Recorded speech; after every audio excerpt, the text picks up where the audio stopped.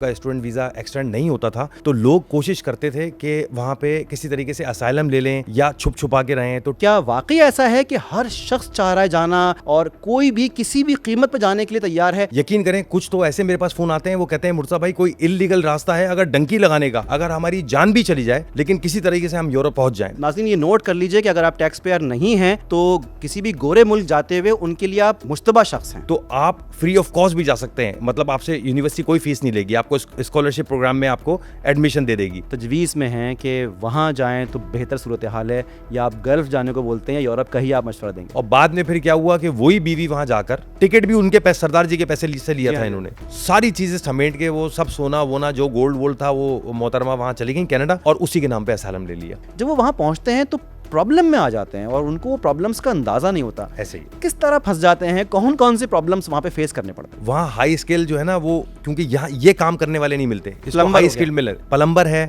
Electrician है, वाह, mechanic है।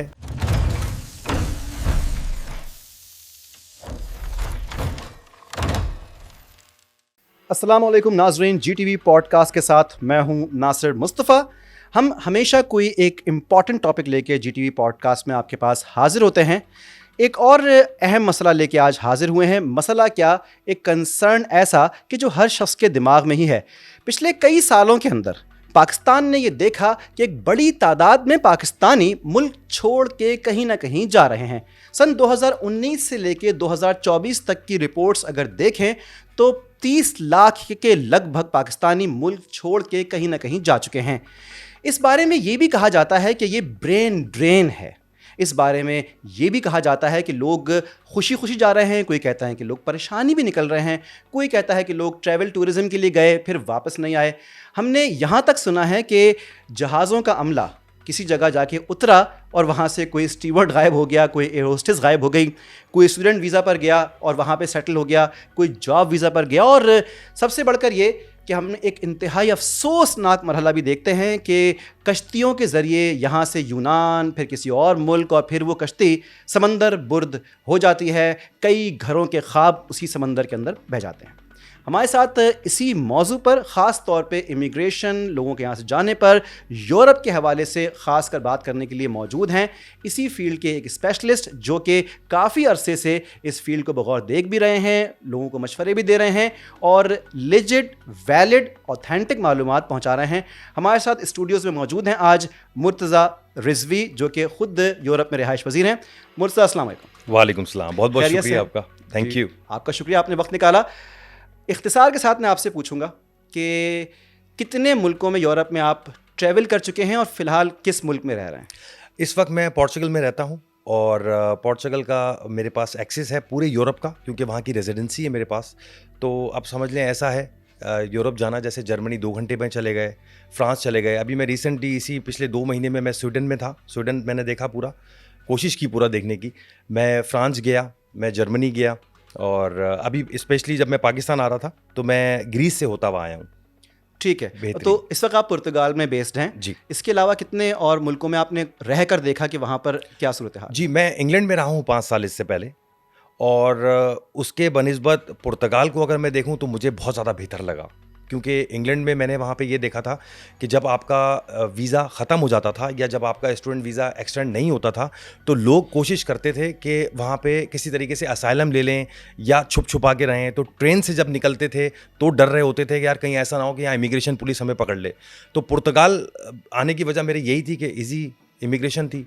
जिस टाइम पे मैंने इमिग्रेशन वहाँ पे ली तो बड़ा आसान था, किसी भी शेंजन वीज़े पे आके आप वहाँ। पूछना आपसे ये है कि दुनिया के हर मुल्क में ही पाकिस्तानी जा रहे हैं, बड़ी तादाद में जा रहे हैं। हम सुनते ही हैं कि हर कोई निकलने के चक्कर में है। जी जी। आपको भी, क्योंकि आप यूट्यूबिंग भी इस पर करते हैं, आपका एक इस पर पेज भी है, ये बताइए क्या वाकई ऐसा है कि हर शख्स चाह रहा है जाना और कोई भी किसी भी कीमत पर जाने के लिए तैयार है? तो मुर्तज़ा, जब वहाँ पर लोग आने के लिए आपसे रब्ता करते हैं, क्या कहते हैं वो, क्यों चाह रहे हैं पाकिस्तान से निकलना? मैंने सुना कहते हैं कि कुछ भी करें हमें बुला लें वहाँ पे, ऐसा कुछ है? बिल्कुल ऐसा ही है। सबसे ज़्यादा जो लोग फोकस करते हैं वो कहते हैं यार बच्चों की तालीम वहाँ फ्री है।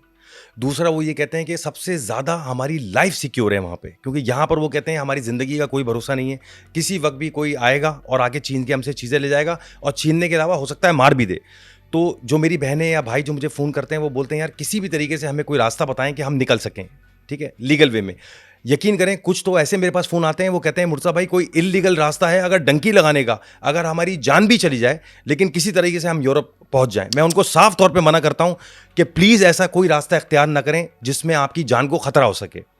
जिस तरह भी आना है आप लीगल रास्ता इख्तियार करें, ताकि आपको फिर वहाँ पे भी आसानी होगी आपको इमिग्रेशन मिलने में। अच्छा, डंकी तो मौत है ही है, बिल्कुल। ठीक है, किसी लम्हे आ जाएगी। ये जो बीच में हमने सुना है कि एजेंट्स भी पैसे खा के भाग गए, बड़ी बड़ी अमाउंट्स ले ली, उनको क्या कहेंगे? तरीका क्या इख्तियार करें? अगर यूरोप जाना है किसी ने, आपको तो चीज़ों का पता है, जी जी, तो क्या मशवरा है आपका?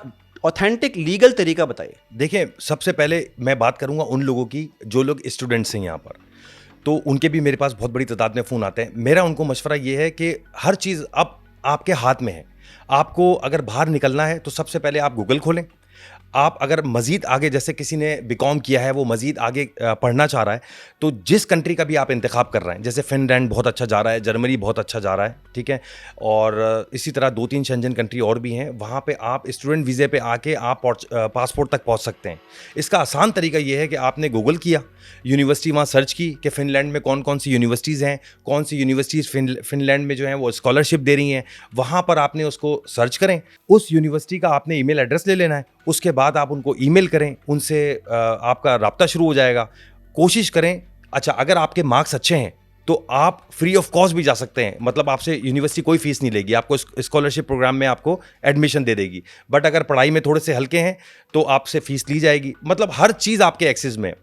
और मैं थोड़ी सी बात आपको ये बता दूं, जब आपका एडमिशन हो जाता है उसके बाद कुछ चीज़ें हैं बड़ी अहम जिसका आपको ख्याल रखना है। मिसाल के तौर पे कि आपके वालिद साहब, ज़ाहिर है आप अगर स्टूडेंट हैं तो अपने वालिद साहब को स्पॉन्सर बनाएंगे, ठीक है, तो उनका अच्छा बिजनेस होना चाहिए।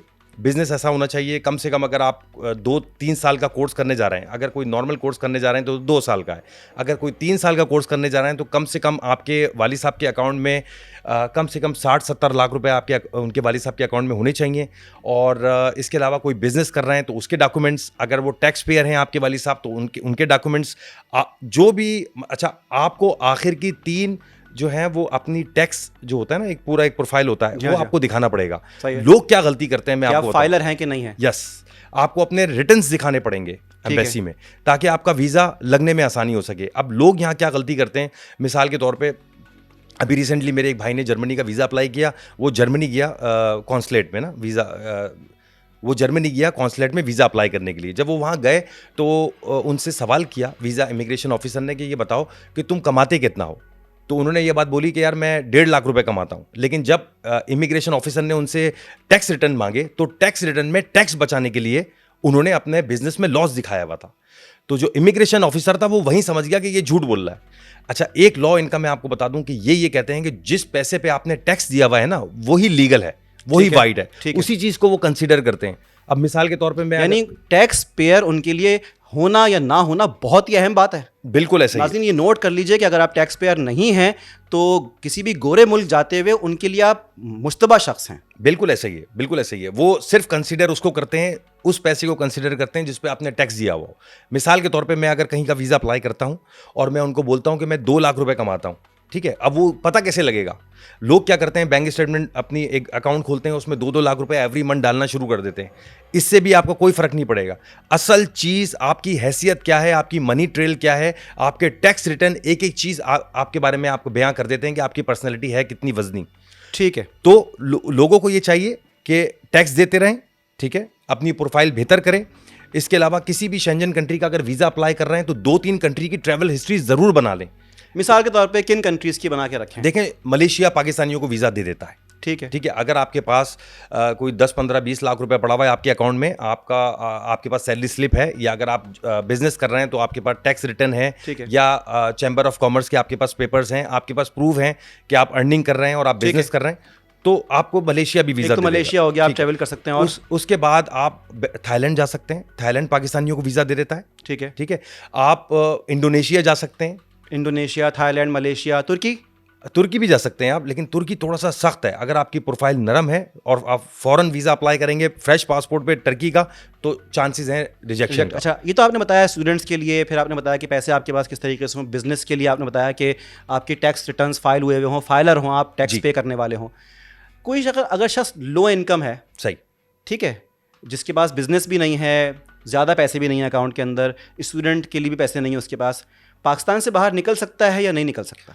देखिए निकल सकता है, लेकिन उसके तरीक़ेकार हैं। उसके तरीक़ेकार ये हैं कि आपको अपनी प्रोफ़ाइल, वही वाली बात है कि बेहतर करनी पड़ेगी। अगर यूरोप जाना है तो कम से कम 1 साल तक आपको अपनी प्रोफ़ाइल पे तवज्जो देनी पड़ेगी। कौन से वीज़ाज़ बताइएगा आप जानते हैं कैटेगरी जो पाकिस्तानियों के लिए आसान है इस वक्त जाना सन 2025 के अंदर, क्या क्या उन कैटेगरीज़ के नाम क्या हैं, ऑप्शंस क्या हैं? ठीक है, देखें मैं अगर शेंजन के हिसाब से बात करूँ तो वो तमाम शेंजन कंट्री जो टूरिस्ट कंट्री हैं। टूरिस्ट कंट्री कौन है?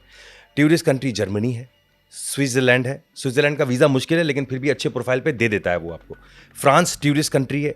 स्पेन ने, आप यकीन करें, कोविड जब ये ख़त्म हुआ तो बहुत बड़ी तादाद में स्पेन ने बांटे हैं वीज़ा, और उस टाइम पे वीज़े ऐसे लग रहे थे कि फ्रेश पासपोर्ट पे, मैं ऐसी फैमिलीज़ को जानता हूँ, वो अभी भी पुर्तगाल में रह रही हैं, कि 7-7, 8-8 बच्चे, मियाँ बीवी। ठीक है। तो 8-8, 10-10 लोगों की फैमिली को भी बहुत छोटे से 10 लाख रुपए शो कराने पे स्पेन ने वीज़ा दे दिया कि जाओ घूम कर आओ। ये पोस्ट कोविड? यस, ठीक है। जैसे कोविड ख़त्म हुआ तो उन लोगों को चाहिए थे बंदे ताकि टूरिज्म बहाल हो, तो उन्होंने इस तरीके से वीज़े बांटे। अच्छा, एक बात बताइए, आप इतने मुल्कों ट्रैवल कर चुके हैं यूरोप में ख़ास तौर पे, और अभी आप भी सभी यूरोप में रहते हैं, ये पाकिस्तानियों का मतलब अफसोस से कहना पड़ रहा है कि वहाँ पे नाम इतना बदनाम क्यों है? सुना ये कि वहाँ पे उनको रेंटल प्रॉपर्टी देने में लोग हिचकिचाते हैं, उनको रखने में हिचकिचाते हैं, उनके पाकिस्तानियों के वीज़े लगना भी मुश्किल है क्योंकि उनको जांच पड़ताल बहुत होती है जी। क्या करते हैं पाकिस्तानी ऐसा वहाँ पे कि जो इस किस्म के मसाइल का सामना रहता है? अभी रिसेंट आपको एक बात बताऊँ, देखें सबसे पहले जो बदनामी है वो यहाँ से शुरू होती है कि किसी तरीके से शेंजन वीज़ा लग गया।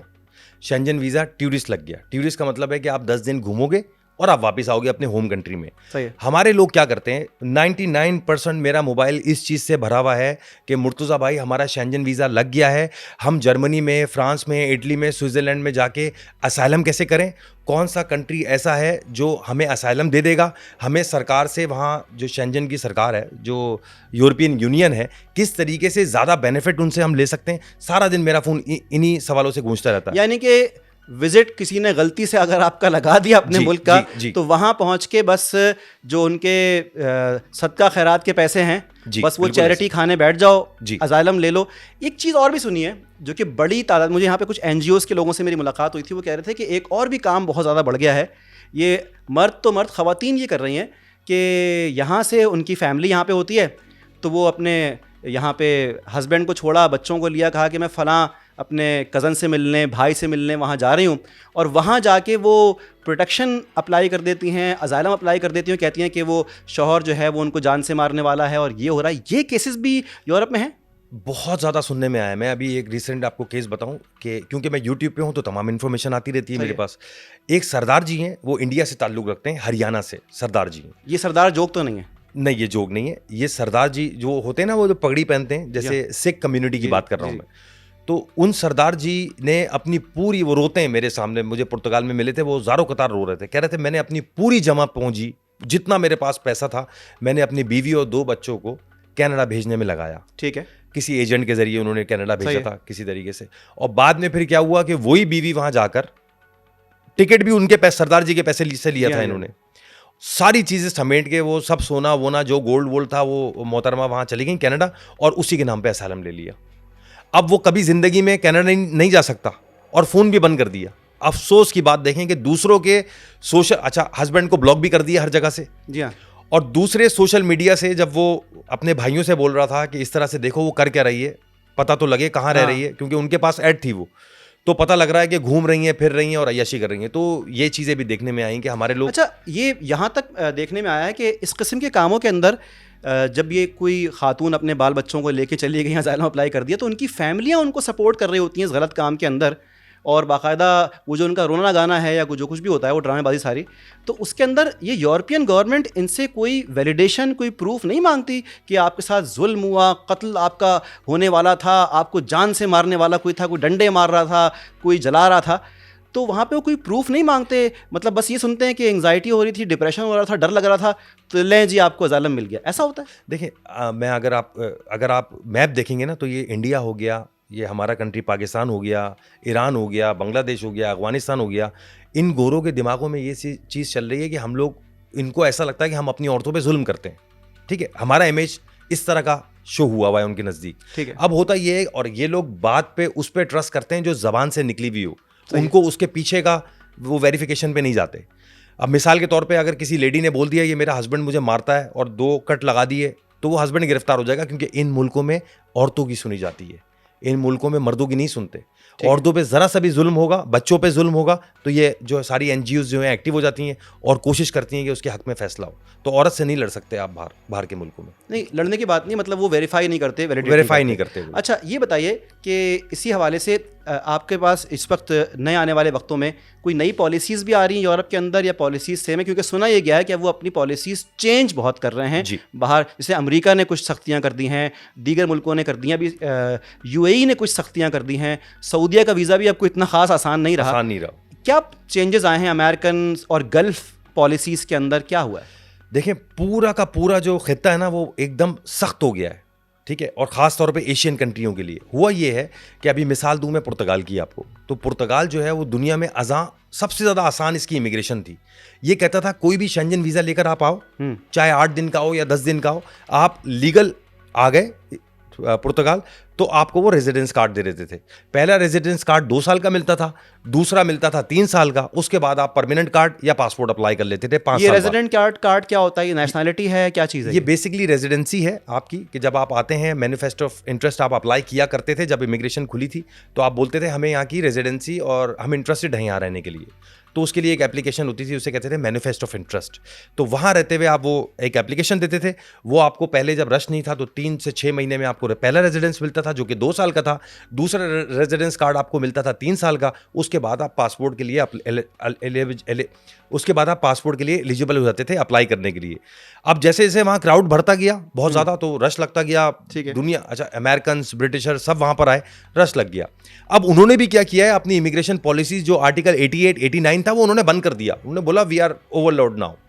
तो अब क्या है कि अब भी बड़ा लिमिटेड अभी भी दे रहे हैं वो इमिग्रेशन, लेकिन अब मुख्तलिफ उसकी कैटेगरीज। आर्टिकल 88, 89 बंद कर दिया। कौन सा आर्टिकल एक्टिव है इसको क्या? बहुत सारे अभी भी आर्टिकल्स हैं। आर्टिकल 92 अभी एक्टिव है। बेसिकली आर्टिकल 92 क्या है? आर्टिकल 92 ये है कि किसी भी शेंजन कंट्री का आपने वीजा लिया, ठीक है, आपकी एज कोई भी हो, सही है, आप पुर्तगाल चले गए। क्योंकि पुर्तगाल को इसलिए हाईलाइट कर रहा हूं बार बार, क्योंकि अभी भी पूरे शेंजन स्टेट में सबसे ज्यादा आसान डॉक्यूमेंट पुर्तगाल। आसान तो है, नौकरियां हैं वहां पे लोगों के लिए, पैसे कुछ कमा के रोटी खा सकते हैं। जी, अब देखें, मैं चूंकि यूट्यूब पे हूं तो मुख्तलिफ लोगों की मेरे पास रिक्वायरमेंट आती है। वो बोलते हैं कि मुर्तज़ा भाई हमारे पास भी जॉब है।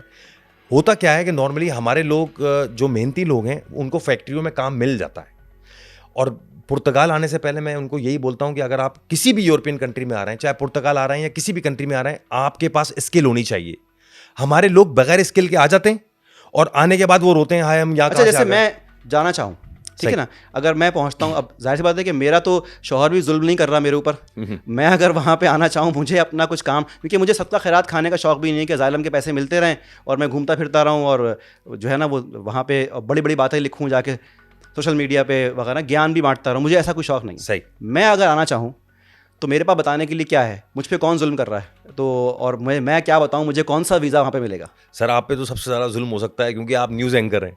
अगर आप किसी भी कंट्री में जाके ये बताते हैं कि आप प्रॉब्लम है, तो सबसे पहले तो आपको असाइलम मिलेगा वहाँ। नहीं, क्योंकि आप लोग की ज़िंदगी वैसी खतरे में रहती है। सदका खैरात तो खैर नहीं खाऊंगा, और ऊपर से मैं अगर गया तो मैं मतलब पूछ ही रहा हूँ कि अच्छा तरीका, इज़्ज़तदार तरीका कौन सा होगा, क्योंकि ना किसी गलत काम पे मुझे कोई, मैं चाहता हूँ कि मेरी कोई फैमिली मुझे सपोर्ट करे, और ना मुझे झूठी एंग्जाइटीज़ और डिप्रेशंस बताने का और खौफ और फलाना ढिमका। तो मेरे लिए क्या ऑप्शन है? ठीक है, मैं इसको कंटिन्यू करता हूँ, लेकिन इससे पहले आपको मैं ये थोड़ा सा ग्राफ बताऊँ इसका, कि बहुत बड़ी तादाद में हमारे न्यूज़ एंकर जो पाकिस्तान के हैं, उन्होंने दुनिया भर में जाके असाइलम लिए एंकर की बुनियाद पे कि हमारी जान को खतरा है, हमें प्रोटेक्शन दी जाए। वो सिर्फ गूगल करते हैं। कुछ इंटरव्यूज़ मैंने लोगों के सुने भी हैं जो हमारे एंकर्स वहाँ पे बैठे हुए हैं, जैसे लंदन में बहुत बड़ी तादाद में, आपको पता होगा कि कितने सारे एंकर्स हमारे वहाँ जाके उन्होंने असाइलम लिए। तो आप लोगों के लिए तो खैर बहुत आसान है। अच्छा, दूसरा आपने बोला कि आप किस तरीके से वहाँ सेटल हो सकते हैं। देखिए, मैं हमेशा अपने चैनल पे मैं बता रहा हूँ आपको, मेरे 2-3 दोस्त जानने वाले हैं, मीडिया से ही, पाकिस्तान मीडिया से गए, अज़ाइलम अप्लाई किया, ठीक है, उन्हें किसी किस्म के कोई पैसे नहीं मिल रहे, कुछ भी नहीं, वो नौकरियाँ कर रहे हैं वहाँ पे अज़ाइलम के साथ में, उन्होंने वर्क अलाउ करवाया जी। उस ऑप्शन के अंदर उन्होंने कहा कि भाई हमें कुछ भी नहीं चाहिए, सही, हम कोई बेयारो मददगार नहीं है, लेकिन हमें खाली बस आप एक स्टेटस दे दें, हमें नौकरी भी करनी है। वो अपना काम वाम भी कर रहे हैं वहाँ पे। मैं उन लोगों की बात कर रहा हूँ, सही, हाँ, जिसका जेन्युइन मसला है। देखें, मैं हरगिज़ किसी जेन्युइन शख्स की बात नहीं कर रहा। मेरे पास एक ऐसा एक साथ ही एंकर के साथ में हुआ कि उनके एक चैनल ने एक खबर उनसे पढ़वाई, वो खबर पढ़वा के उनको एक कोर्ट केस के अंदर फंसा दिया जी। और उस कोर्ट केस के अंदर फंसा के उनको ना वकील प्रोवाइड किया ना कुछ किया और उसको उन्होंने ख्वार करवा दिया कोर्ट्स के अंदर। बिल्कुल ऐसे ही। अगर उसने बाहर निकलने की कोशिश की है यहाँ से, क्योंकि उसके पीछे तो सियासी लोग लग गए थे, जी जी जी और उसने एक लिखी हुई खबर पढ़ी थी, जी जी ऐसे ही। उसका छोड़ना समझ में आता है। उसने जाके बिल्कुल नहीं कहा कि मुझ पे शौहर ने जुल्म किया, मुझे डंडों से मारा गया। उसने कहा कि भाई सियासी लोग मेरे पीछे थे, दैट इज वैलिड, सही, that is verifiable, court documents मौजूद हैं, मीडिया कवरेज हुई है। ऐसे लोगों की बात नहीं हो रही, जी जी, बात हो रही है झूठों की, मक्कारों की। तो वो मैं आपसे मेथड पूछ रहा था। हाँ देखें, इसका तरीक़ाकार यह है, असाइलम का मेथड पूछ रहे थे, आप पूछ रहे थे कि आप अगर आते हैं, हाँ, तो मैं आप अगर जैसे मैं XYZ, मैं एक शख्स हूँ, ठीक है ना, मैं अगर आता हूँ, अब मेरे पास दिखाने के लिए करोड़ों रुपए नहीं है, ओके, ठीक है ना, मेरे पास कोई स्पॉन्सर भी नहीं है, कुछ भी नहीं है। आपको बाहर, आप मुझसे ये पूछ रहे हैं कि आप बाहर कैसे किसी शंजन कंट्री का वीजा ले सकते हैं? आता हूँ, ठीक है, मुझे काम मिल जाएगा। अच्छा देखें, अगर आप अपनी बात कर रहे हैं, तो अगर आप पुर्तगाल आते हैं तो पहले तो सबसे पहले आपको थोड़ा तैयारी करनी पड़ेगी, कोई स्किल आपके पास होनी चाहिए, ठीक है। आपको थोड़ा ऑनलाइन काम करने का तजर्बा होना चाहिए, क्योंकि आप माशाल्लाह एंकर हैं, मजदूरी तो कर नहीं सकेंगे आप। किसी फैक्ट्री में या किसी रेस्टोरेंट पे वेटरी करना, टेबलें साफ़ करना, ये आपके लिए मुश्किल होगा। तो मैं हमेशा अपने चैनल पे ये बात बोलता हूँ कि भाई अगर आप आ रहे हैं तो तैयारी करें। तैयारी कैसे करें? थोड़ा सा मोबाइल रिपेयरिंग का काम सीख लें, ठीक है। जैसे अगर आप माशाल्लाह एंकर हैं, अपना यूट्यूब चैनल इतना उसको वसी कर लें कि वहीं से आपको इतना पैसा आ जाए कि आपको इनकी जॉब मार्केट में ना उतरना पड़े। हाई डिमांड स्किल्स क्या हैं इस वक्त यूरोप के अंदर जिन पे पैसे मिल जाते हैं? देखें, हाई स्किल जो है वो प्लम्बर है, ठीक है, ये हाई स्किल है, ये हाई स्किल वहाँ कहलाती है, इसलिए क्योंकि वहाँ हाई स्किल जो है ना वो, क्योंकि यहाँ ये काम करने वाले नहीं मिलते, इसको हाई स्किल मिले। प्लम्बर है, इलेक्ट्रिशियन है, वाह, मैकेनिक है, मोटर मैकेनिक, गाड़ियों का मैकेनिक, ठीक है, इसके इतने पैसे मिलते हैं। इवन अगर आप इंग्लैंड में प्लम्बरों को देख लेना तो सबसे बड़ी तादाद में और सबसे ज्यादा अमीर ये प्लम्बर ही है वहाँ। ठीक हो गया, बस सही है। इलेक्ट्रिशियन है, ये प्लास्टर ये जो प्लास्टर करते हैं घरों को, ये हैं, कंस्ट्रक्शन वाले हैं, ये हैं सर, ये हाई पेंगे। तो वो जो इंजीनियर्स, डॉक्टर्स वगैरह, ये लोग बेचारे ये कहाँ गए? वो हैं वहाँ पे, उनकी भी पे अच्छी है, मगर इनको, इलेक्ट्रिशियनों को, प्लम्बर को आप कंपेयर नहीं कर सकते, ये बहुत ऊपर है, क्योंकि ये इसकी बहुत डिमांड है। मतलब हमारे नाज़रीन सुन रहे हैं कि वहाँ पे इलेक्ट्रिशियन, प्लम्बर, मोटर मैकेनिक वगैरह, ये कह रहे हैं कि इनको आप कंपेयर ही किसी से नहीं कर सकते, ये इतने पैसे वहाँ पे कमा रहे हैं। देख लीजिए, जो लोग रोना रोते रहते हैं कि यार हमें तो कोई रख नहीं रहा, कोई बुला नहीं रहा, कोई कुछ भी नहीं कर रहा, याद रखें, अगर आपने ये कोई ऑन हैंड स्किल, जिसको हुनर कहते हैं, वो अगर सीख ली, क्योंकि इस वक्त मैं देख रहा हूँ कि नौजवान, अगर उनसे बात करो ना कि यार कोई स्किल, वो कहते हैं डिजिटल मार्केटिंग सीख लेंगे हम, और SEO सीख लेंगे, या फलाना ढिमका, वो हर कोई सोशल मीडिया की स्किल को समझता है कि ये स्किल्स वहाँ पे कर रही हैं। बिल्कुल पे कर रही हैं। आप देखें ना, कितने सारे मैं यूरोप में यूट्यूबर को जानता हूँ और वो अपने खर्चे सारे चैनल से निकाल रहे हैं।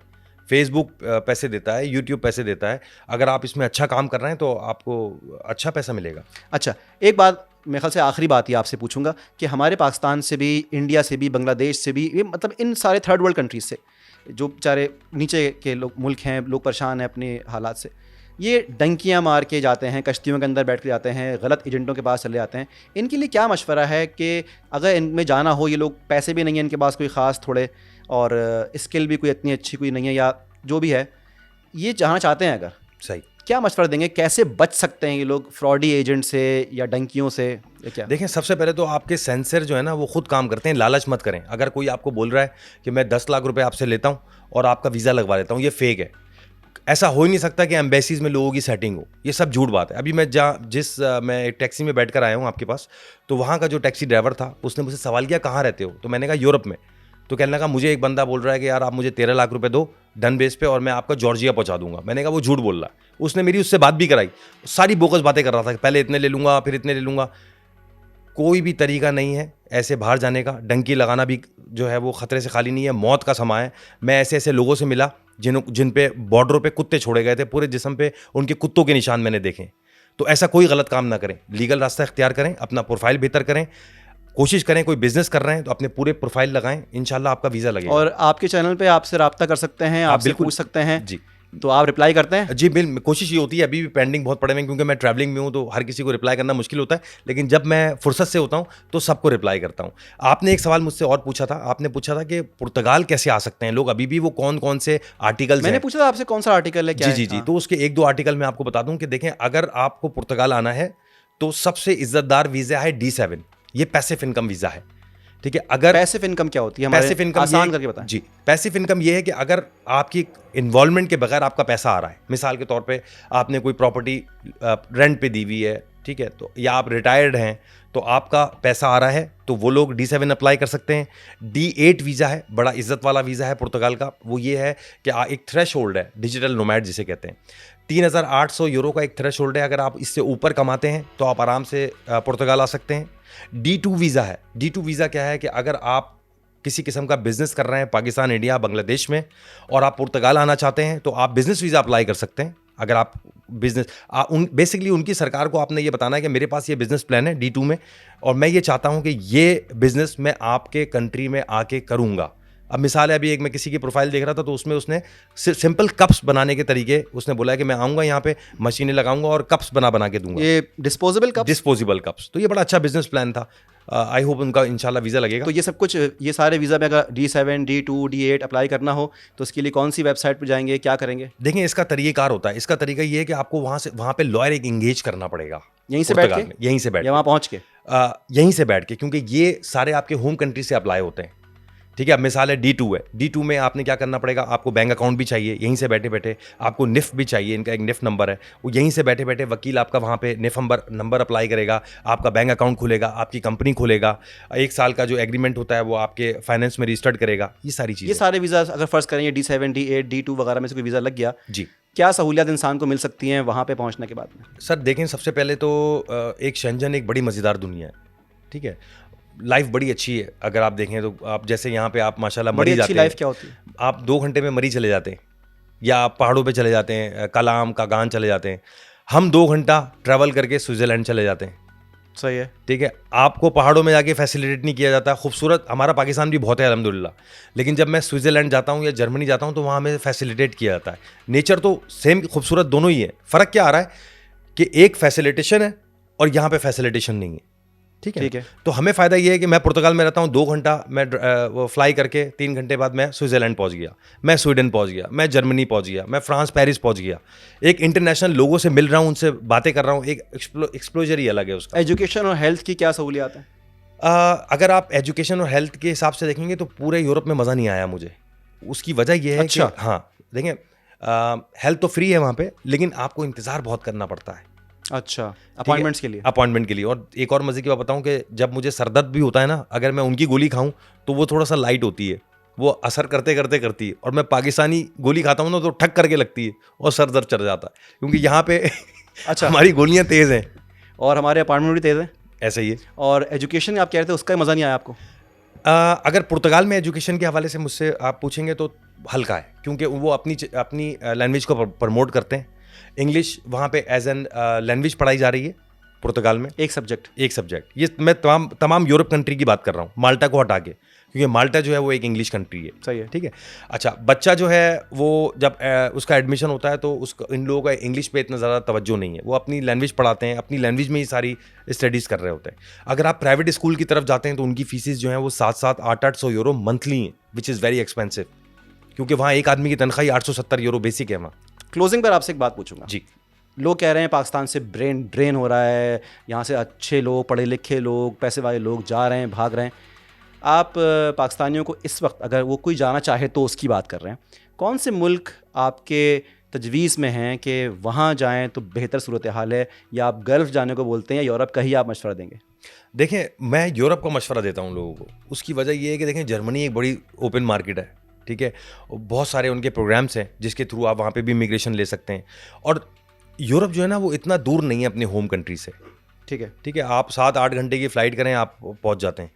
अमेरिका को मैं इसलिए बहुत ज़्यादा सजेस्ट नहीं करता, क्योंकि यहाँ से 7 घंटे यूरोप और फिर यूरोप से भी 7 घंटे और, तो मैं ज़्यादा फोकस करता हूँ यूरोप में। और फिर जो ये यूरोप में रहने वाले लोग हैं उनके लिए पूरा शेंजन ईजी हो जाता है। 2-2, 3-3 घंटे में आप जो हैं वो बाय एयर जा सकते हैं, दूसरे कंट्री में उनका कल्चर देख सकते हैं, उनको समझ सकते हैं।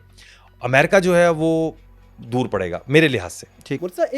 एक और आम सवाल है जी कि बहुत से लोग यहाँ से ना सोशल मीडिया पे, यूट्यूब पे बहुत हसीन, रंगीन, कलरफुल, म्यूजिकल लाइफ देख के यूरोप पहुँचते हैं कि वहाँ जाएंगे, ये हो जाएगा, वो हो जाएगा, बड़े मज़े होंगे। जब वो वहाँ पहुँचते हैं तो प्रॉब्लम में आ जाते हैं और उनको वो प्रॉब्लम्स का अंदाज़ा नहीं होता, ऐसे ही किस तरह फंस जाते हैं, कौन कौन से प्रॉब्लम्स वहाँ पे फेस करने पड़ते हैं। सही। अगर पुर्तगाल के हवाले से बात करूं या पूरे यूरोप के हवाले से बात करूं तो सबसे बड़ा एक मेन मसला ये मुख्तसरन दोनों बता दें, पूरा यूरोप भी और पुर्तगाल भी। अच्छा, सबसे बड़ा जो मसला हमारे लोगों को दरपेश होता है वो क्या करते हैं, सोशल मीडिया पे किसी कंट्री को सर्च किया और वहाँ पर वो उतर गए सीधा कि भाई यहाँ पे जाके इमिग्रेशन ले लेनी। ना उनके पास पैसे होते हैं, ना उन्होंने कोई पहले से घर लिया हुआ होता है। ठीक है, अब होता क्या है, जैसे पाकिस्तानी बहुत बड़ी तादाद में पुर्तगाल आए और पुर्तगाल आने के बाद वो होटलों में रहे। मैं ऐसी ऐसी फैमिलीज़ को जानता हूँ जो 3-3 महीने तक होटलों में रही, उनको घर ही नहीं मिला, क्योंकि यूरोप में घर की जो है वो शॉर्टेज है। ये वो रेंटल क्राइसिस तो नहीं है? बिल्कुल ऐसा ही है पूरे यूरोप में। तो जब भी, मेरा आपको मशवरा ये है कि जब भी निकल रहे हो तो किसी भी एक बंदे या जानने वाले से, जो आपका रिश्तेदार दोस्त यार वहाँ रहता है, उससे मशवरा ज़रूर ले लें, ताकि निकलने से पहले वो आपकी रिहाइश का इंतज़ाम कर ले। पाकिस्तानियों के सारे पैसे यूरोप में, पुर्तगाल में होटलों में ही ख़त्म हो गए। उन्हें घर मिलते मिलते जब उन्हें घर मिला है तो वो खाली हो चुके थे। तो अब सर्वाइव करना और फिर जॉब मार्केट में उतरना। एक चीज़ आपके इस पॉडकास्ट के थ्रू और बताता चलूँगा, प्लीज़ यूरोप ज़रूर आएँ, देखें दुनिया अल्लाह ताला ने बहुत खूबसूरत बनाई है, लेकिन आने से पहले अपने आप में कोई स्किल ज़रूर पैदा कर लें। कोई ना कोई स्किल आपके पास आना चाहिए, कोई ना कोई ऑनलाइन काम आपको आना रिहाइश चाहिए। का बंदोबस्त करके आए, कोई स्किल, एक स्किल कोई अच्छे सीख के आए। सीख कर आए। नंबर 3 ये है कि थोड़ा सा आने से पहले उस कंट्री में लैंग्वेज ज़रूर उसकी सीख लें, ताकि उतरने के बाद आपको परेशानी बेसिक लैंग्वेज सीख कर आए। ठीक है। और ऑल ओवर, फिर पुर्तगाल का तो आपने बता दिया, ऑल ओवर यूरोप को यही परेशानी सारी देखने को मिलती है या इसके अलावा भी है? अगर आप ऑल ओवर यूरोप की बात करेंगे तो तकरीबन सेम ही है। सबसे बड़ा मसला हाउसिंग क्राइसिस का है। हमारे लोग आ जाते हैं फैमिलियों को लेके, होटल में सारे पैसे ख़त्म कर देते हैं। लैंग्वेज प्रॉब्लम, क्योंकि 2 घंटे बाद जर्मनी उतरते हैं तो वहाँ जर्मन बोलना है, फिर आप स्पेन उतरते हैं तो वो स्पेनिश बोलना है, फिर आप स्वीडन उतरते हैं तो वो स्वीडिश बोलना है, फिर आप स्विट्ज़रलैंड उतरते हैं तो वो उनकी अपनी एक अलग ज़बान है। ठीक है। जहाँ पूरे यूरो चल रहा है लेकिन अलग अलग ज़बानें हैं। तो जिस कंट्री का भी आप चॉइस कर रहे हैं, जिस कंट्री में भी प्लान कर रहे हैं, तो वहाँ की ज़बान थोड़ी बहुत ज़रूर पहले से सीख लें, 2-3 महीने पहले। ठीक है, पैसे थोड़े रख कर आएँ ताकि, और रिहाइश का बंदोबस्त करके आएँ। सारे पैसे रिहाइश में नहीं, होटलों में नहीं सर्व कर दें। एक कोई स्किल सीख कर वहाँ पहुँचें, और तीसरा ये कि थोड़ा बेसिक लैंग्वेज सीख कर आएँ। ठीक हो गया। अच्छा, पॉडकास्ट शुरू होने से पहले आपसे एक बात कर रहे थे, आपने कहा था कि ये लाजमी जो है ना वो सवाल लेकर आइएगा। वही मेरे जहन में आया कि कई लोग ऐसे होते हैं, हमने देखा है कि वो इस किस्म की शर्मिंदगी भी उनको होती है कि वो वहाँ पे अगले मुल्क के एयरपोर्ट तक पहुँच गए, अब बस बाहर निकलने वाले हैं कि उनको वहाँ पे डिपोर्ट कर दिया, वहीं से वापस भेज दिया, यानी कि उस मुल्क में बाहर निकलने भी नहीं पाए एयरपोर्ट से। ये क्या होता है, क्यों डिपोर्ट कर देते हैं पहुँचते ही? बड़ा आसान सा इसका फॉर्मूला है। आपने 8 दिन का, मिसाल है आपने इटली का वीज़ा लिया, विजिट, ठीक है, विजिट वीज़ा लिया, टूरिस्ट वीज़ा, 8 दिन का आपको मिला है घूमने के लिए। सही है। अब हमारे लोग क्या करते हैं, यूट्यूब से मुझे पता लगती हैं ये बातें, आपने 20 किलो का लगेज अलाउ है मिसाल के तौर पर, उस 20 किलो में आपने एक्सटेंड करवा लिया 10 किलो और, ठीक है, वो 10 किलो आपने वजन 30 किलो हो गया। 30 किलो हो गया। उस 30 किलो के वजन में आपने कंबल भी रख लिया, आपने मसाले भी रख लिए, आपका पासपोर्ट ये कह रहा है, आपका वीज़ा ये कह रहा है कि 8 दिन से ज़्यादा इस कंट्री में आप नहीं रुक सकते। सही है।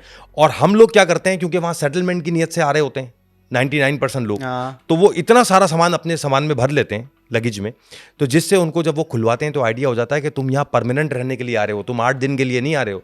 जो 8 दिन रहेगा वो कंबल नहीं लाएगा, जो 8 दिन रहेगा वो पतीलियाँ नहीं लाएगा। ये मतलब पतीलियाँ निकल रही होती, पतीलियाँ, कंबल निकल रहे होते हैं, मसाले आपने बताया था, मसाले निकल रहे हैं, लोटे निकल रहे हैं, तो अजीब अजीब। इस सामान की बेस पे डिपोर्ट होते हैं और कोई खास वजह नहीं होती। वो ये कहते हैं, कॉमन सेंस की बात, वो ये इमिग्रेशन ऑफिसर कहता है कि भाई तुम्हारा 8 दिन का वीज़ा है, 8 दिन तुम यहाँ घूमने के लिए आए हो, अब तुम घूमोगे और वापस अपने कंट्री जाओगे। सामान 100 बरस का है, टूरिस्ट की फिक्र नहीं। ऐसा ही है, बिल्कुल बिल्कुल सही। कंबल निकल रहे हैं, बिस्किट्स के बड़े बड़े पैकेट निकल रहे हैं, 3-3 टूथपेस्ट मिल रहे हैं। भाई टूथपेस्ट वहाँ सस्ते मिलते हैं। 8 दिन में 3 टूथपेस्ट की बार मेरे ख्याल से कोई भी नहीं यूज़ कर पाएगा, 3 ट्यूब्स। ये तो परमानेंट आ रहे होते हैं ना हमारे लोग, जिनका भी अब ये देख लें आप, ज़रा वो निकालें, इसका एक मैप निकालें तो आपको पता लगेगा अमेरिका का जिसका वीज़ा लगता है कितने % लोग वापस आते हैं। परसेंट नहीं है कोई, मतलब कोई नहीं आता, बहुत कम तादाद है उन लोगों का जिनका अमेरिका का वीज़ा लगा और वो वापस आए, वरना हर आदमी जाके वहाँ बैठ गया है। ठीक है। इवन मुख्तलिफ टीम्स के प्लेयर्स जो गए थे कोई टूर्नामेंट खेलने के लिए वो गायब हो गए, भाग जाते हैं। स्टीवर्ड गायब हो गया, एयर होस्टेस गायब हो गई, वगैरह वगैरह। कनाडा में भी रिसेंटली हुआ था, एक एयर होस्टेस थी, एक नहीं कई, हाँ अभी रिसेंट जो हुआ है, वो वहाँ जाके खो गई। तो इसलिए डिपोर्ट होते हैं ये लोग। वो अगर पकड़े गए तो वो डिपोर्ट हो जाएंगे, लेकिन जो इमिग्रेशन से आपने मुझसे सवाल किया था कि किस तरीके से डिपोर्ट हो रहे हैं, तो उसका मैं आपको ये जवाब बता रहा हूं कि अगर 8 दिन का वीज़ा है तो कंबल मत लाएं। अगर 8 दिन का वीज़ा है तो 3-3 टूथपेस्ट क्यों ला रहे हैं? और टूथपेस्ट तो वहाँ 1 यूरो का मिल जाता है। सही है। 8 दिन के वीज़े पे इस तरह का सामान हो, इमिग्रेशन मसाले, लोटा, कंबल वगैरह ना हो, इस तरह का सामान होना चाहिए 8 दिन के लिहाज से कि 2-3 जीन्स रख लें, 2-3 शर्टें रख लें, आएंगे घूमे फिरेंगे वापस जाएंगे। और अगर परमानेंट सेटल का भी माइंड कर रहे हैं तो भी लिमिटेड सामान रखें। अगर सामान खुलवाया जाएगा तो कम से कम पतीलियां ना निकलें उसमें से। बस ठीक है, पतीलियाँ, लोटे, कंबल और मसालों से, और 3 टूथपेस्ट रखने से गुरेज करें। गुरेज करें। मुर्सा, एक और सवाल है।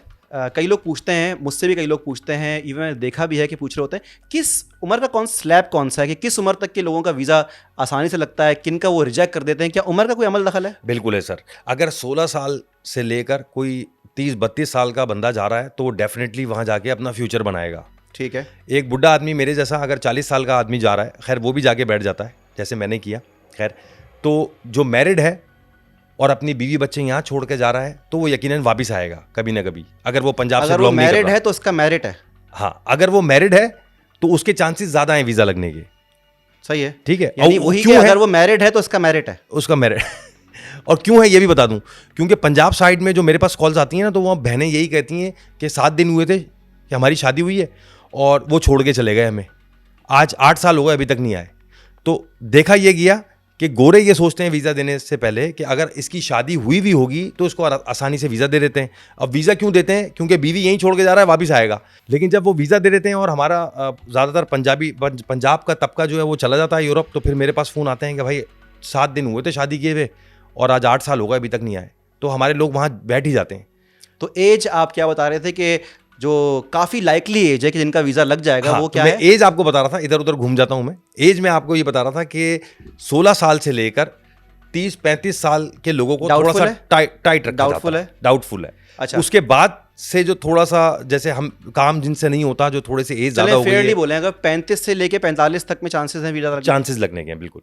50 के भी चांसेस है, लेकिन फिर भी प्रोफाइल मैटर करेगी आपकी। 50 55 वालों को भी वीजा मिलेगा, लेकिन सख्ती ज्यादा जो है ना वो यंग लोगों के लिए रखते हैं वो, क्योंकि सही उनको पता है ये जाके वहाँ किसी अंग्रेजन से शादी कर लेगा। सही। अगर गुड लुकिंग हुआ तो और भी मसला है, वो लगेगा नहीं वीज़ा रिजेक्ट। सही है, बिल्कुल ऐसे ही। बिल्कुल ठीक है। मुर्सा, इतने सारे लोगों से आप मिलते हैं, मैंने देखा है बड़ी हसीन हसीन जगहों पे आप ना वीलॉग्स कर रहे होते हैं, यूट्यूबिंग कर रहे होते हैं, और बड़े अच्छे लोग भी आपके साथ में होते हैं, बड़े पढ़े लिखे भी होते हैं, नहीं भी होते। लेकिन इतने लोगों में मिलने के साथ साथ कोई मज़ेदार कहानियाँ भी कोई आ रही होती होंगी। कोई ऐसी कहानी आपके पास पहुँची है जो आपको खुद उसने हैरान कर दिया हो? जी, अभी मैं रिसेंटली स्पेन गया था, तो बीबीसी ने भी एक इंटरव्यू शाया किया था। हमारे एक पाकिस्तानी चाचा हैं और उनकी उम्र कोई 65 साल थी। वो पाकिस्तान से टूरिस्ट वीज़े पे स्पेन आ गए। 65 बरस की उम्र में टूरिस्ट वीज़ा लेके स्पेन आए? स्पेन आए। कहानी यहीं से इंटरेस्टिंग हो गई। यहीं से इंटरेस्टिंग हुई। अब क्या हुआ, जब वो स्पेन आए, उम्र उनकी 65 थी, वीज़ा उनका टूरिस्ट था, काम अलाउ नहीं था, लेकिन किसी तरीके से उन्होंने स्पेन में हर बंदे के पास जाके उससे रिक्वेस्ट की मुझे काम दे दो। अब वो जिधर भी जाते थे, चाहे वो लोकल हो चाहे वो स्पेनिश हो, तो वो ये कहते थे बाबा तुम्हारी एज क्या है? तो वो कहता था मैं 65 साल का हूँ। तो वो कहते थे यार इस 65 साल की उम्र में हम तो बंदा रिटायर कर देते हैं, तो तुम्हें हम काम अगर देंगे तो हमें पुलिस पकड़ लेगी, क्योंकि हमें अलाउ ही नहीं है कि एक रिटायर आदमी को जो कि 65 साल का है, जिसे घर बैठने का कहते हैं, उसको हम काम दे दें। इनके लिए तो वहाँ पे ओल्ड होम्स हैं। एग्जैक्टली, लेकिन उनको असल में अपना पीछे पंजाब में घर भी चलाना था। ओके। अब क्या हुआ, मैंने जाके इनका इंटरव्यू भी किया है। इन्होंने जो बार्सिलोना हाई स्ट्रीट है ना, उसका नाम है बार्सिलोना टा, स्पेन में। तो वहाँ पर उन्होंने पहले एस्ट्रे बनाने का रोड पे काम किया, वहाँ से वो हाईलाइट हुए। उनको बीबीसी ने उनका इंटरव्यू किया, काफ़ी वो हाईलाइट हुए। तो अब मैंने भी उनका रिसेंटली इंटरव्यू किया था स्पेन। अच्छा, आपने उनका इंटरव्यू किया? जी, मैंने उनका इंटरव्यू किया है। अब स्पेन में जो पाकिस्तानी हाई कमीशन है, उन्होंने उनको थोड़ा सा स्पेस दे दिया है। ठीक है। और उसमें वहाँ वो उन्होंने एक छोटा सा केबिन लगा के वो छोला चाट के सेल करके अपनी रोजी कमा रहे हैं। लेकिन एक चीज़ मैं आपको बताता चलूँ उनके हवाले से, वो ये कहते हैं, अच्छा उनको पेपर अभी तक नहीं मिले। अच्छा। हाँ, वो 65 से 85 साल के हो गए, लेकिन उनको अभी तक पेपर नहीं मिले स्पेनिश। मतलब कोई लीगल स्टेटस वीज़ा नहीं मिला? नहीं है। क्यों नहीं है? इसलिए नहीं है क्योंकि स्पेन ये कहता है कि अगर आप काम करते हो और टैक्स देते हो तब जाके हम आपको पेपर देंगे। काम कोई देने के लिए उनको तैयार नहीं है, क्योंकि उनकी एज इतनी ज़्यादा है। काम देंगे तो उनको अरेस्ट कर लेंगे लोग। ठीक है, पुलिस उनको अरेस्ट कर लेगी, लोगों को जो काम देगा। अब चूंकि काम नहीं मिल रहा, वर्क कॉन्ट्रैक्ट नहीं मिल रहा, तो उसके बाद उनको पेपर नहीं मिल रहे वहाँ के। तो अभी स्पेन में जो पाकिस्तानी हाई कमीशन है, उन्होंने उनको थोड़ी सी जगह दी है ताकि वो अपना रोजी रोजगार का मामला चला सके। लेकिन इसमें एक चीज़ मैं आपको बताऊं, हिम्मत इतनी है उनमें वाकई कि 20 साल हो गए उनको पेपर नहीं मिले। वो 20 साल हो गए 20 साल हो गए उनको पेपर नहीं मिले। उनकी जो वाइफ है वो पाकिस्तान में है, व्हील चेयर पे हैं, तो वो कह रहे हैं कि मैं अकेला कमाने वाला हूं घर का और यहीं से उनको कमा के सपोर्ट करता हूं। और वो कहते हैं मैं हिम्मत नहीं हारूंगा, अच्छा, जब तक मुझे पेपर नहीं मिलेंगे, पासपोर्ट नहीं मिलेंगे, मैं कंट्री नहीं छोड़ूंगा, 20 चाहे साल। मुझे कंधे पे जाना पड़े। वो कंधे पे जाने के लिए तैयार है, बहुत ज़ईफ हैं। मैंने उनसे ये सवाल किया था, मैंने कहा बाबा आप मुझे ये बताएं कि आपकी इतनी एज हो गई, इस एज में तो लोग हाथ पैर छोड़ देते हैं, लोग अपने घरों में बैठ जाते हैं और रिटायरमेंट की जिंदगी एंजॉय करते हैं, आप यानी कि मजदूरी कर रहे हैं। 65 में जब वो गए तो 20 साल बाद तो 85 के हो गए। 85 के हो गए वो, और अभी भी वो काम कर रहे हैं वहां पे। इस उम्र में, जिस उम्र में हमारे पाकिस्तान में लोग, दिस इज अमेजिंग एक्चुअली। इस उम्र में हमारे पाकिस्तान में नॉर्मली 60 साल के बाद बंदा बैठ जाता है, वो 85 साल के होने के बाद इतने फुर्तीले थे। जब मैंने उनसे इंटरव्यू की रिक्वेस्ट किया ना, तो कभी इधर भाग रहे हैं, कभी इधर भाग रहे हैं, कभी इधर जा रहे हैं। ही इज़ माशाल्लाह सो एक्टिव। उनका अगर आप सर्च करेंगे ना गूगल पे भी, उनका नाम मेरे भी जहन में नहीं है, मैं नाम बताऊंगा आपको, तो उनका पूरा इंटरव्यू बीबीसी ने जो लिया है वो सामने आ जाएगा आपके। तो ऐसे ऐसे हिम्मत वाले भी लोग हैं और इतने पक्के माशाल्लाह से हैं, अल्लाह उनको ज़िंदगी दे, सलामत रखे। कह रहा है मैं हार नहीं मानूंगा। जी, मैं स्पेन में आया हूँ सन 2010 में, ठीक है, तो आज मुझे यहाँ 15 साल हो गए। ठीक है। अच्छा, जब आप 2010 में वहाँ निकले तो उस वक्त आपकी एज क्या थी जो पाकिस्तान से आप निकले, और आए कैसे? 65 थी। और आया हूँ टूरिस्ट। देखें, बात यह है कि पहले तो इरादा इसलिए पैदा हुआ वहाँ से पाकिस्तान से जाने का कि पाकिस्तान में भी हम मज़दूरी करते रहे, माँ बाप दादा से लेकर मज़दूर लोग हैं हम, तो मज़दूरी तो हमारा फ़न है। ठीक है। अब सोचा यह है कि यूरोप के अंदर भी मज़दूरी जो है उसकी थोड़ी उजरत ज़्यादा मिलती है, ठीक है, तो कुछ आसानगी हो जाएगी। ठीक है। इस गरज से निकले हैं और नाम था टूरिस्ट का कि वीज़ा हम लेकर सैर के लिए जा रहे हैं। सही। तो सैर की असल में मकसद था मज़दूरी। ठीक। तो जब यहाँ आया हूँ तो पता चला है कि 65 साल से ज़्यादा अगर उम्र हो जाए तो उस आदमी को यहाँ काम ही नहीं मिलता है। तो बस कुछ थोड़ी सी परेशानी हुई है, फिर हमने हिम्मत पकड़ी है कि नहीं, ऐसी बात नहीं है, आदमी को हिम्मत नहीं हारनी चाहिए। देखें, जिसने हार मान ली ना, आए वो आदमी हार गया। बेशक बेशक। अब अगर आप हार नहीं मानते हैं, एक दफ़ा एक क्लास में आप फेल हो जाते हैं, फिर ट्राई करो, फिर ट्राई करो। वो कहते हैं कोई बादशाह था गज़नवी महमूद, क्या नाम पता नहीं, तो उसने सोमनाथ पर पता नहीं कितने हमले किए, तो आखिर कामयाब हो गया ना। तो अगर पहली दूसरी दफ़ा वो लेट जाता है कि नाकाम हो गया, तो इसी तरह मैंने अपने लीगल डॉक्यूमेंट यहाँ बनवाने के लिए 18 दफ़ा मैंने हमला किया, ठीक, और मेरे पेपर नहीं बने। कई उसकी वजूहत थी, कोई कहते लैंग्वेज नहीं आती है, कोई कहते उम्र ज़्यादा है, कोई किस तरह, मुख्तलिफ़ वजूहत थी। अब चूँकि कुछ आसानियाँ पैदा हुई हैं यहाँ, तो मैंने फिर एक दफ़ा ठाना है कि फिर इसकी ट्राई करेंगे। अब मैंने सारे डॉक्यूमेंट कंप्लीट किए हैं जो मुझे करने चाहिए। सही। और अब मसला रह गया कॉन्ट्रैक्ट का कि कोई कंपनी, कोई आदमी मुझे 1 साल के लिए कॉन्ट्रैक्ट दे कि मैं इसे मुलाजमत दूंगा, तो फिर मुझे पेपर मिल जाते हैं। ठीक है। अब वो कॉन्ट्रैक्ट लेने के लिए जब मैं जाता हूँ किसी दुकानदार या पाकिस्तानी के पास, तो वो आगे से कहता है कि 8,000 10,000 यूरो चाहिए। सही। तो मैं उन्हें कहता हूँ कि 10,000 यूरो 8,000 यूरो मैं देने को तैयार हूँ, मैं आपको 500 यूरो पर मंथ दे सकता हूँ। सही। तो नहीं, ये इतने हिम्मत वाले हैं। मैं बता रहा हूँ आपको कि ऐसे उन्होंने 65 में जाके और 85 की उम्र तक, एक साहब का तस्करा हुआ था, वो 45 में कह रहे थे कि यार 5 साल पहले अगर कोई अपॉर्चुनिटी मिलती ना तब कुछ करते, अब तो इतनी उम्र हो गई। जी जी जी जी जी। लेकिन भाई कमाल है हमारे पाकिस्तानियों के, जो हिम्मत वाले लोग हैं ना, वो लगे पड़े हैं कोशिशों में। नहीं, पाकिस्तानियों की हिम्मत वाकई कमाल है। मुर्तज़ा हमारे साथ आज मौजूद है। मुर्तज़ा, बहुत शुक्रिया आपका, बहुत ही मज़ेदार इंटरेस्टिंग आपने इन्फॉर्मेशन आज पहुंचाई है जी। और मेरे ख्याल से आप बता रहे थे कि आपकी कल फ़्लाइट है, तो हमारी दुआएं आपके साथ हैं कि आप खैरियत से जाएं।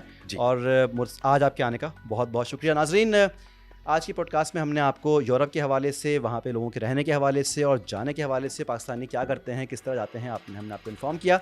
अगली पॉडकास्ट में फिर किसी इंटरेस्टिंग टॉपिक के साथ हाजिर होंगे। तब तक के लिए अल्लाह हाफ़िज़।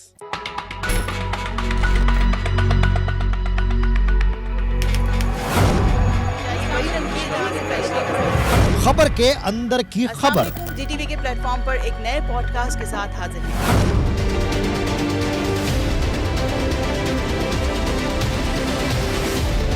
कब कैसे कहां क्या हुआ, वो केस है जिसका फैसला दुनिया में हो गया। एक वॉइस नोट मुस्तफा का सामने आया था जिसमें वो राफे को बुला रहा था। इस बात की कंडीशन ये होगी और उसकी परवरिश और तरबियत ये होगी तो फिर उसका अंजाम यही होगा जो हम सब देखें। जो सब छुपा रहे हैं हम बताएंगे। असलहा, क्या ये वही टंकी है जहाँ से पहले भी एक असलहा निकला था? गैंगस्टर्स के साथ इसका गठजोड़ है। इनका जो माल होता है या ये पकड़े जाते हैं तो ये बीच में आके अपना किरदार अदा करती हैं। अकेले बेटे को छोड़ा हुआ था शहर में दंदनाने के लिए तो उसने फिर किया ना कांड। बेनजीर भुट्टो आने वाली है यूनिवर्सिटी में इलेक्शन के वक्त, नहीं छोड़े क्या बेनजीर भुट्टो।